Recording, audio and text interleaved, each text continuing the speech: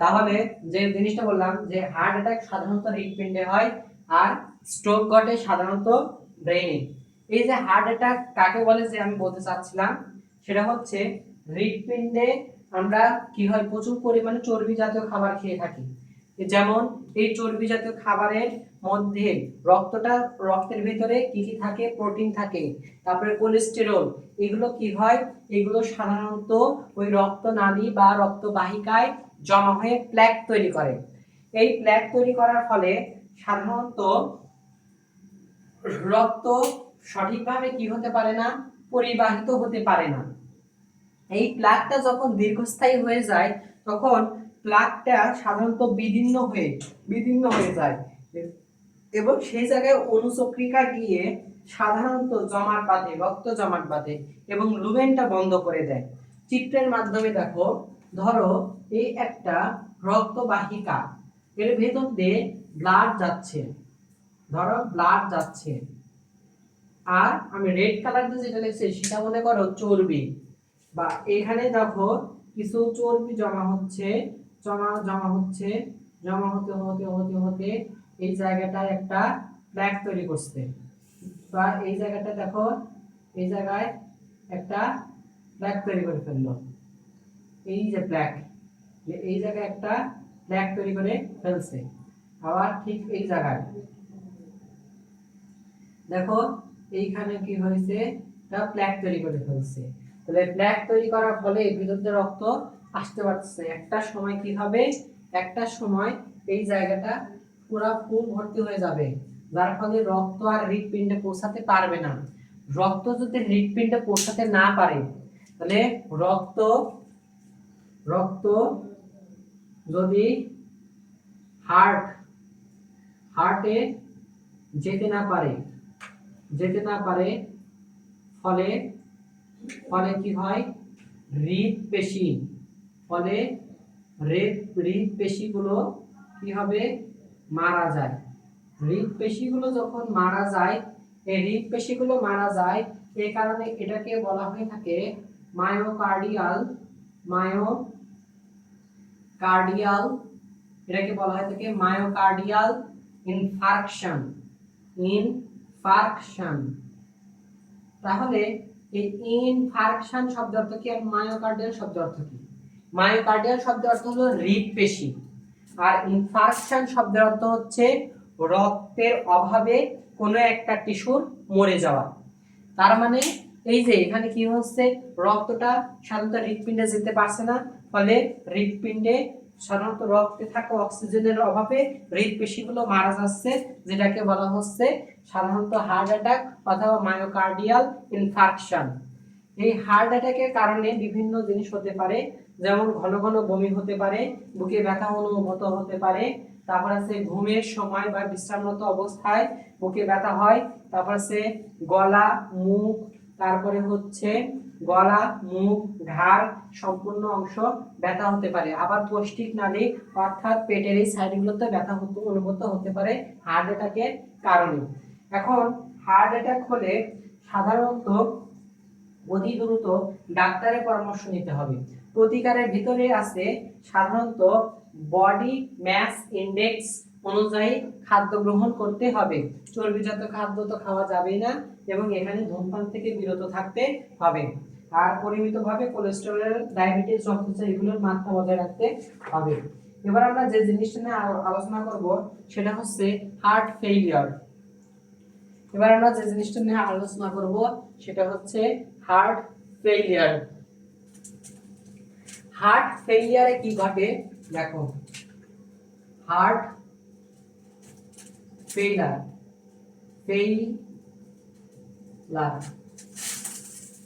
ফেইলিয়ারে সাধারণত ঘটে কি, সেম ধরো আমার সারা দেহে রক্ত প্রয়োজন 90%, কিন্তু আমার হৃৎপিণ্ড আমার দেহতে দিচ্ছে মাত্র 40% রক্ত।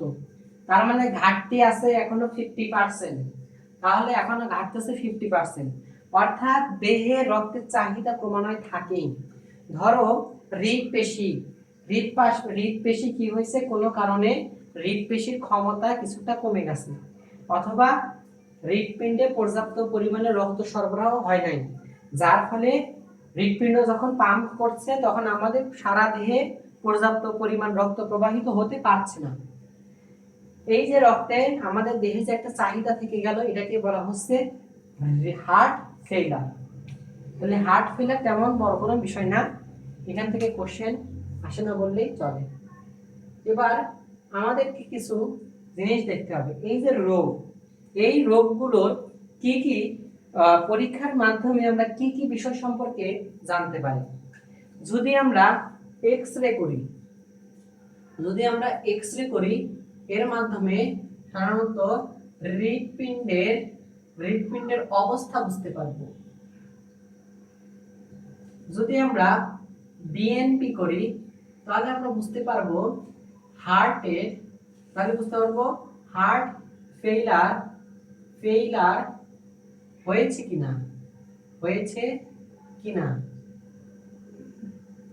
যদি আমরা কি করি, যদি আমরা করে থাকি যে ইটিটি, এটা দ্বারা পড়বো হৃৎপিণ্ডের, এটা দ্বারা পড়বো হার্টের কার্যক্ষমতা।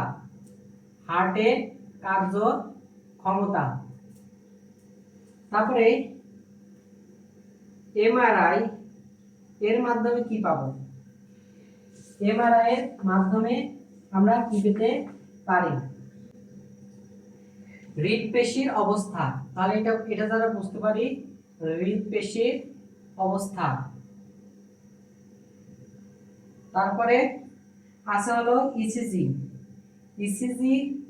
ইসিজির মাধ্যমে সাধারণত কোন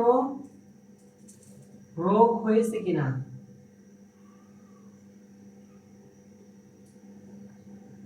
আর একটা আছে, সেটা হচ্ছে এনজিওগ্রাম।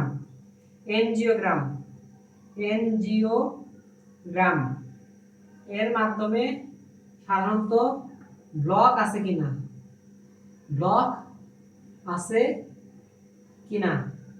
আর হচ্ছে আরেকটা থাকতে পারে, সেটা হচ্ছে ট্রাইপোনিয়ান বা ট্রোপোনিয়ান আই। পরীক্ষার মাধ্যমে হার্ট অ্যাটাক হয়েছে কিনা এটা জানা যায় ট্রোপোনিয়ান আই এর মাধ্যমে। তাহলে এইগুলো ইম্পর্টেন্ট। এবার আমরা যে জিনিসটা নিয়ে আলোচনা করব সেটা হচ্ছে পেসমেকার কি? পেসমেকার হচ্ছে সাধারণত আমাদের যে হৃদস্পন্দন হয়, এই হৃদস্পন্দনের গতি এবং কিছু সিগন্যাল পাঠাতে হয়, সেই সিগন্যাল পাঠানোর কাজটা করে থাকে এই পেসমেকার সাধারণত কি হয়ে থাকে? দুইটা জিনিস, একটা প্রাথমিক পেসমেকার, একটা যান্ত্রিক পেসমেকার। প্রাথমিক পেসমেকার বলা হয় কাকে? এসএ নোডকে বলা হয়ে থাকে প্রাথমিক পেসমেকারের সাহায্যে সাধারণত বা এসএ নোডের সাহায্যে সাধারণত কি হয়ে থাকে? প্রাকৃতিকভাবে কি উদ্দীপনা বা ইলেকট্রিক সিগন্যাল গুলো সাধারণত হৃৎপিণ্ডে পাঠানো হয়। যদি এসএ নোডটা অকৃতকার্য হয়ে যায় তখন আমরা যান্ত্রিক কি ব্যবহার করি? পেসমেকারটা ব্যবহার করে থাকি। পেসমেকারে কিছু জিনিস আছে, সেখানে সাধারণত লিথিয়াম ব্যাটারি থাকে, সেখানে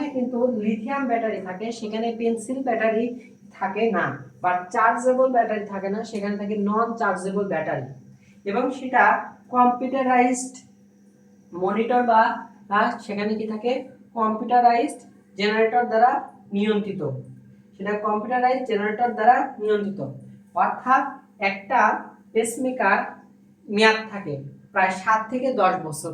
7 থেকে 10 বছর পর ওই যে লিথিয়াম ব্যাটারি থাকে সেটা অকৃতকার্য হয়ে যায় এবং যার ফলে আবার পেসমেকার নতুন করে চেঞ্জ করতে হয়। কিন্তু কথা আমার এখানে যে সেখানে কম্পিউটার কি থাকে? কম্পিউটার জেনারেট করা থাকে, কম্পিউটারাইজড জেনারেট করা। কেন? ধরো পেসমেকার আমাদের ডান অ্যাট্রিয়াম বা ভেন্ট্রিওলকে নিয়ন্ত্রণ করছে, কোনো এক কারণে আমি শারীরিক পরিশ্রম করলাম, আমার কি হয়? হৃৎপিণ্ডের পাম্পিং ক্ষমতাটা বাড়াতে হবে। এটা কিভাবে আমি বাড়াবো? সেটা কম্পিউটারাইজড জেনারেটর দ্বারা ডাক্তার কি করতে পারে? এটা নিয়ন্ত্রণ করতে পারে যে এটা জোরে পাম্প হবে, আস্তে পাম্প হবে, নাকি স্বাভাবিকভাবে পাম্প হবে, এটা নিয়ন্ত্রণ করা যায়। এখন আরেকটা কথা হচ্ছে, এই যে পেসমেকার আছে, পেসমেকারের যে তার থাকে সেটাকে বলা হয় থাকে লিড। এই লিডের উপর ভিত্তি করে পেসমেকারকে তিনটা ভাগে ভাগ করা যায়: এক প্রকোষ্ঠ বিশিষ্ট, দ্বি প্রকোষ্ঠ বিশিষ্ট, ত্রিপ্রকোষ্ঠ বিশিষ্ট। এক প্রকোষ্ঠ বিশিষ্ট কি? এটা ডান অ্যাট্রিয়াম অথবা ডান ভেন্ট্রিকল। এই লিডটা ডান অ্যাট্রিয়াম বা ডান ভেন্ট্রিকলের যে কোনো এক জায়গায় যে ইলেকট্রন সিগন্যাল বা কি করতে পারে, কম্পন বা স্পন্দন ঘটাতে সহায়তা করে, সেটা হবে এক প্রকোষ্ঠ বিশিষ্ট। আর ডান অ্যাট্রিয়াম ডান ভেন্ট্রিকল দুটোই যদি যায় তাহলে সেটা হবে দ্বিপ্রকোষ্ঠ। ত্রিপ্রকোষ্ঠের ক্ষেত্রে ডান অ্যাট্রিয়াম ডান ভেন্ট্রিকল আর বাম ভেন্ট্রিকল, এই তিনটা থাকলে সেটাকে বলা হবে ত্রিপ্রকোষ্ঠ। তো এটা হলো পেসমেকার।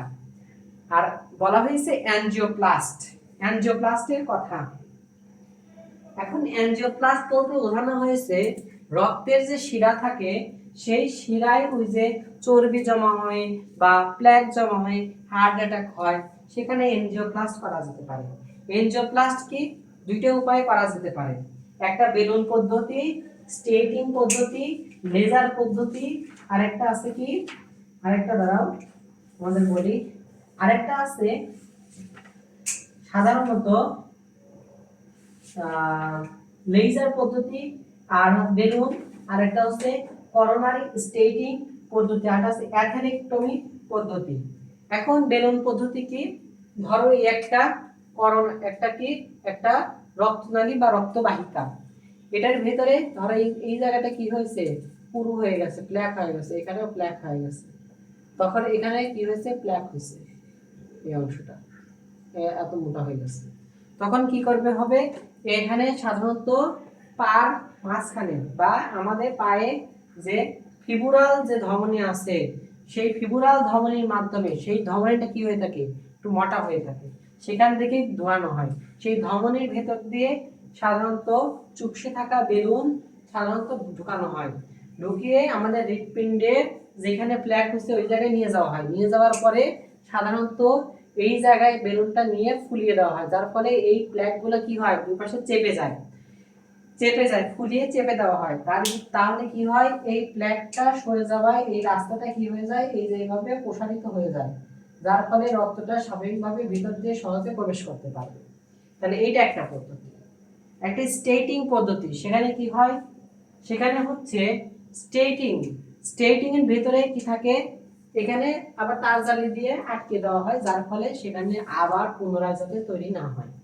স্টেটিং এ কি হয়, সেখানে বেলুনও থাকে এবং সেখানে কি থাকে, স্টেটিং এর কোন একটা পদার্থ থাকে, যে পদার্থটা অনেক পিচ্ছিল, ওই বেলুনটা ফোলানো হলে কি হয়, স্টেটিং গুলো এই জায়গায় এবং এই জায়গায় আটকে যায়, তারপরে বেলুনটা পুনরায় কি করে বের করে আনা হয় এবং স্টেটিং বা ওটা কি বলা হয়, পিচ্ছিল জাতীয় পদার্থটা এখানে পুরোপুরি ভাবে লেগে যায়।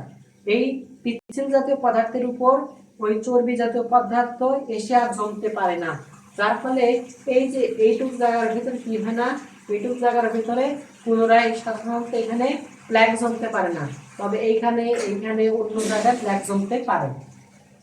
এখন পরে আরেকটা হলো লেজার পদ্ধতি। লেজার পদ্ধতি বোঝো যে অতি বেগুনি রশ্মি মাধ্যমে সাধারণত যে জায়গায় প্ল্যাক হয়েছে ওই জায়গায় লেজার পাঠিয়ে সাধারণত কি করা হয়, প্ল্যাকগুলো ধ্বংস করে ফেলা হয় বা ওই জায়গাটাকে পরিষ্কার করে ফেলা হয়, যার ফলে ওখান থেকে রক্ত সহজে এই আসা যাওয়া করতে পারে। এটা হচ্ছে লেজার অ্যানজিওপ্লাস্ট।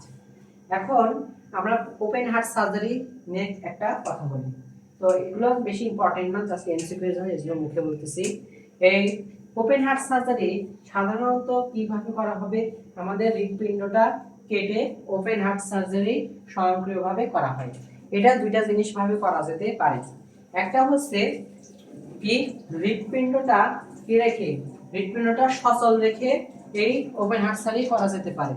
দুই, সাধারণত হৃৎপিণ্ডটা কি করে বন্ধ করে বা হৃৎপিণ্ডের কার্যক্ষমতা বন্ধ করে পাম্পের মাধ্যমে, কৃত্রিম পাম্পের মাধ্যমে সারা দেহে রক্ত সরবরাহ করে অপারেশন করা যেতে পারে। আরেকটা রোবোটিক্স হেল্পিং অপারেশন করা যেতে পারে।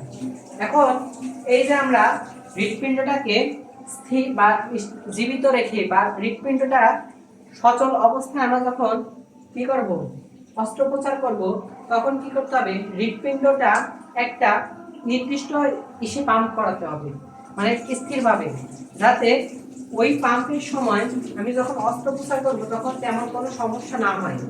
এখানে অনেক জায়গায়, বক্ষের অনেক জায়গায় ছিদ্র করা হয়, যাতে ওই হৃৎপিণ্ডের বিভিন্ন জায়গায় ভালোভাবে স্পষ্টভাবে দেখা যায়। আরেকটা হচ্ছে নিজ হাতে পাম্পিং, যে হৃৎপিণ্ডটা কি করে, হৃৎপিণ্ডটা ওই জায়গায় হার্ট থেকে কি করা হয়, আলাদা করে ফেলা হয় কিছু সময়ের জন্য। ওই কিছু সময় কি হয়, পাম্প, যান্ত্রিক পাম্পের মাধ্যমে সারা দেহে রক্ত সরবরাহ করা হয়, পরে পুনরায় আবার হৃৎপিণ্ডটাকে ভিতরে প্রতিস্থাপন করে লাগিয়ে দেওয়া হয়। আবার একটা রোবোটিক হেল্পের মাধ্যমে করা যেতে পারে। এই অস্ত্রোপচারগুলো করতে প্রায় 30 থেকে 1 ঘন্টার মতো সময় লাগে, তবে এগুলো সাধারণত ব্যয়বহুল। তো এর মাধ্যমে আমাদের রক্তের পুরো চ্যাপ্টারটা শেষ হয়ে গেল, এবং তোমাদের আশা করছি এই চ্যাপ্টার নিয়ে কোনো সমস্যা থাকবে না। সব বড় question, MCQ, all of question is solve now, মানে সবগুলো কোশ্চেন আমি সলভ করে ফেলছি। তো প্লেলিস্টটা এটা এই ভিডিওর মাধ্যমে প্লেলিস্টটা ফুলফিল হবে। অলরেডি সব ভিডিও আপলোড হয়ে গেছে, এটা লাস্ট হবে। প্রায় 7টা ভিডিও আছে এই চ্যাপ্টারের উপর। এই চ্যাপ্টারটা আমাদের মানব জীবনের জন্য যেমন ইম্পর্টেন্ট, আমাদের শরীর বা অর্গান সম্পর্কে বিভিন্ন তথ্যবহুল একটা চ্যাপ্টার ছিল এটা। তো এই চ্যাপ্টারটা এখানে শেষ হচ্ছে। তো আশা করছি নেক্সট যে ফিজিক্স যেটা আমি ধরছি, ফিজিক্স চ্যাপ্টার 6, ওইটার প্লেলিস্টটা আজকে শেষ হয়ে যাবে। তো এই মাধ্যমে 3টা প্লেলিস্ট শেষ হবে।